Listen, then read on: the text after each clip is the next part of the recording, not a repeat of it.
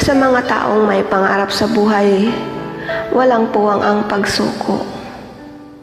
Sabi nga, laban lang ng laban. Paano natin malalasap ang tamis ng tagumpay kung sa una pa lang ng laban, susuko na tayo? Ganyan talaga ang buhay.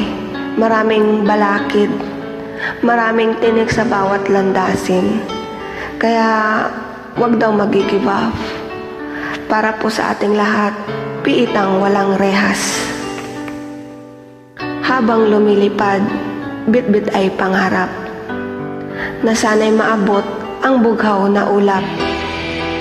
Sabay ang pagtakas sa hapdi ng sugat na dati nalasap sa naiwang pugad.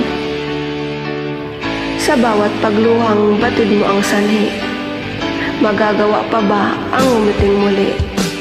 Kung nais maabot ay ulap na miti, pagtangis balagi ang dapat isukli. Luhay tumutulong, sa'yo'y ibubulong. Habang binubuksan, pusong nagtatanong, mayroon bang mali, landas na tinunton, upang ninanais kahirap itugon? Bakit ba kay lakas ng bugso ng hangin, natibay ng pakpak ay kayang sirain? Sa lupa'y babagsak ng di akalain, upang lumupasay sa gitna ng dilim. Ako ba'y susuko upang makatakas? Dilim ng piitang sadyang walang rehas.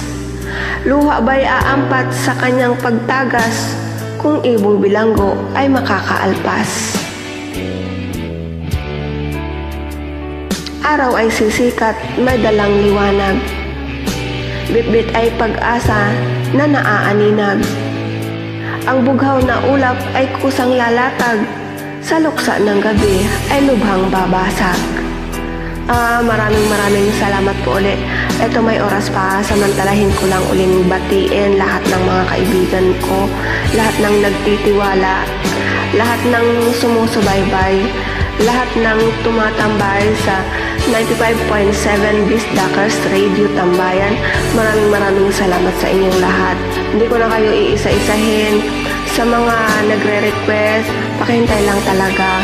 Maraming salamat sa inyo. Sa mga nagkakagusto at napapasaya ng mga simpleng tula ko, maraming salamat. Sa mga ayaw naman, okay lang din. Huwag nyo na lang pakinggan. Huwag nyo na lang pakinggan yung kadramahan ko. Kasi ito na ako eh. Binanganak na akong ganito. Pasensya na kayo kung dumadaan sa wall nyo. Ganyan talaga eh. Kung ayaw nyo sa akin, i-unfriend nyo na lang, okay?